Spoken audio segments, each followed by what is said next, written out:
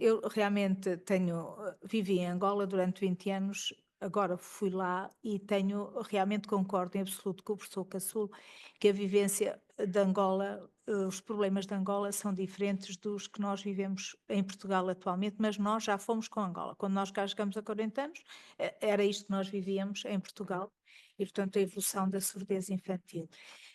A surdez infantil começa na neonatologia, mas a surdez neurosensorial, que nós fazemos o rastreio, é uma mínima parte, é uma coisa o que temos depois realmente são a patologia de otorrino, onde a otite serosa tem um papel importantíssimo realmente na surdez infantil e no sucesso escolar. E isso é um problema que nós temos e que se trata com a prevenção é muito, muito importante, como o professor Oscar sabe, e tem feito bastante ensino nesta área. Em Angola, pelo que eu percebi, a patologia infecciosa da otite média aguda continua a ser muito, muito prevalente e muito importante, mas também muitas vezes começa com a otite serosa e com as infecções virais, não é assim, professor Caçul? Sim, sim, Que- E aí é que eu gostava de perguntar ao professor Oscar e ao professor Caçul, para eu aprender e para todos aprendermos, o que é que se podia fazer em Angola na prevenção, porque aí a surdez infantil secundária às infecções de otorrinolaringologia, principalmente as otites bacterianas, é extremamente importante, para além das outras nóxicas, depois secundárias ao tratamento e também outras doenças prevalentes, como a malária e depois os antimaláricos, mas penso que isto seria uma das áreas onde a prevenção seria extremamente importante, visto que é um país tropical, que não terá tanta patologia viral infecciosa de inverno mas que provavelmente tem outras situações que podem ser preveníveis, como nós temos feito em Portugal na prevenção da otite serosa. Não sei, surgiu-me esta dúvida e gostaria muito que vocês os dois me ajudassem, que será muito importante na prevenção e não esquecer também no insucesso escolar, a surdez é muito, muito importante, mas também é importante sim, na linguagem sim, sim, sim. visualizar os familiares e as pessoas a falarem, os professores. E nós verificamos que pós-pandemia, em Portugal, as crianças que tinham nascido na pandemia, aos 3 anos, não falavam. Não falavam não era porque eram surdas, era porque não tinham visto os adultos a falar, não viram. E que nós esquecemos muitas vezes que também o atraso da linguagem, que pode provocar insucesso escolar, não tem só a ver com a patologia do otorrino, mas sim, por exemplo, com a parte da comunicação a nível visual e oral dos familiares e dos professores, que estas crianças durante 3 anos foram privadas disso durante a pandemia pelo uso das máscaras. E, portanto, só gostaria também que isto poderá ter acontecido em Angola ou não, e que será também medidas preventivas nesse sentido. Segmento da preocupação daqui da doutora Graça, realmente para o controle, ou seja, o mais importante neste momento seria a prevenção da surdez, devido à gênese multifatorial, controle das infecções, ou seja, o controle das doenças infecciosas, em primeiro lugar, é fundamental. Segundo, o saneamento básico do meio ambiente. Terceiro, a informação, a educação médica direcionada para as populações, para a prevenção. E o quarto, naturalmente, o acompanhamento seguro dessas crianças pelos pediatras, pelos otorrinos, e o screening que deve ser feito de uma forma regular nas escolas e nas maternidades. Portanto, nós vamos fazer o diagnóstico precoce para a prevenção precoce. Mas o fator fundamental aqui, as causas mais importantes da surdez infantil nesses meios são as complicações da própria patologia infecciosa. A otite média crônica purulenta simples é uma das causas fundamentais da surdez neurosensorial e surdez mista nos países em vias de desenvolvimento. E Angola é um dos fatores, porque entra numa fase de uma doença otológica que evolui progressivamente. É nessa perspectiva que nós, por todos os trabalhos que temos estado a efetuar e o acompanhamento, apontam nesta direção. Prevenção das infecções.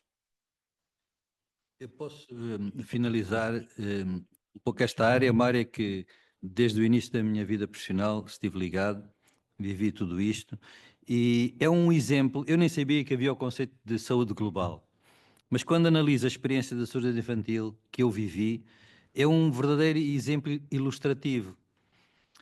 Nós, de repente, o Serviço de Otorrino de Santa Maria começou a ver crianças surdas que não via. Não via porquê? Porque o surdo mudo, não vai ao hospital. Toda a gente sabe que não tem solução e, portanto, está nas escolas de surdos ou não tem escola de nada. E, a certa altura, na década de 80, o Ministério da Educação pediu o apoio do hospital para fazer um curso para os professores de crianças surdas. E houve um choque. Os médicos do Hospital Santa Maria começaram a falar de surdez, mas nunca tinham visto surdos. E os professores tratavam surdos, mas não percebiam nada das doenças que provocavam a surdez. Este choque gerou uma noção de enfrentar a realidade, que culminou, cá está, voltamos às circunstâncias, à criação formal na dimensão política da consulta de surdez infantil, que celebra-se o primeiro acordo entre o Ministério da Educação e da Saúde formal, sai da República, e cria-se uma consulta de surdez infantil em Santa Maria. Este é um aspecto. Outro aspecto, ao mesmo tempo, o país estava a entrar na União Europeia. Portugal entra num trajeto enorme de progresso, de construção, cria-se o Sistema Nacional de Saúde em Portugal, nessa altura, criam-se as carreiras médicas, cria-se uma rede sanitária que nunca existiu em Portugal na altura, e de repente, quando eu estudei na minha tese de doutoramento, as crianças nascidas em 70, 74, a idade média de diagnóstico da surdez profunda era aos 4 anos e meio. Mas mais grave é que os médicos só a suspeita que os pais levantavam em relação à surdez era aos 2 anos e meio. Portanto, entre os 2 anos e meio e os 4 anos e meio, os pais andavam com os filhos ao colo a perguntar o que era o problema. E os médicos manifestavam uma profunda ignorância sobre o assunto. Bastou que se começasse a falar de forma sistemática da surdez, das vacinas, de todas estas coisas, e o quadro mudou, sem gastar um único centavo. A suspeita passou a ser mais precoce, a sociedade passou a ser mais sensível, os médicos começaram a ser mais ilustrados sobre estas áreas, rapidamente faziam chegar as crianças a um centro diagnóstico, e hoje em dia é raro a criança com surdez profunda diagnosticada acima do 1º ano de vida. É uma mudança brutal, feita apenas com mudança das circunstâncias e aumento da informação, que chegou a pediatras, a clínicos gerais, aos médicos todos, aos estudantes de medicina, e hoje em dia transborda para a sociedade. Qualquer criança que tenha um problema qualquer que suspeite de comunicação, acaba com os testes em relação à surdez. O próprio Boletim Nacional da Vacinação, que se usa em Portugal, e que vocês devem ter algo idêntico, tem nas idades cronológicas, nos 3 meses, nos 6 meses, num ano e meio, o que seja, tem frases que alertam os pais para o que é que a criança deve ter de competência na comunicação. E quando a criança não acerta naqueles marcos, são os próprios pais que chamam a atenção dos médicos. E assim se endireita uma situação. Não é com o uso de milhões, é com super informação, informação sólida, ideias concretas, canais preferenciais. O resto vem com o progresso. Vêm as vacinações, vem o saneamento básico, vem o lavar as mãos, vem a ter a noção, uma coisa tão simples. Porquê que a otite média crónica purulenta simples é tão frequente nesse ambiente? Porque é muito simples, porque a criança faz uma otite, enquanto aqui vem um médico e tem acesso à medicação e resolve, muitas vezes a criança tem otite num outro ambiente e continua a brincar e parece que curou, no fundo ficou com uma perfuração, a criança meteu água suja no ouvido, que anda a brincar nos lagos, infecta com bactérias gram-negativas, a criança não tem uma rede sanitária de jeito, novamente, novo ciclo de infecção gram-negativa, e no momento que a bactéria gram-negativa entra no ouvido, começa o circuito da persistência da otite média crónica purulenta simples. Portanto, a solução não é puramente médica, são as circunstâncias. Portanto, o saneamento, o perceber porquê que o saneamento é muito importante é por causa disto. A outra dimensão são as vacinas. Entre o saneamento e as vacinas, só isso melhora quase a saúde de um país inteiro. O resto é informação.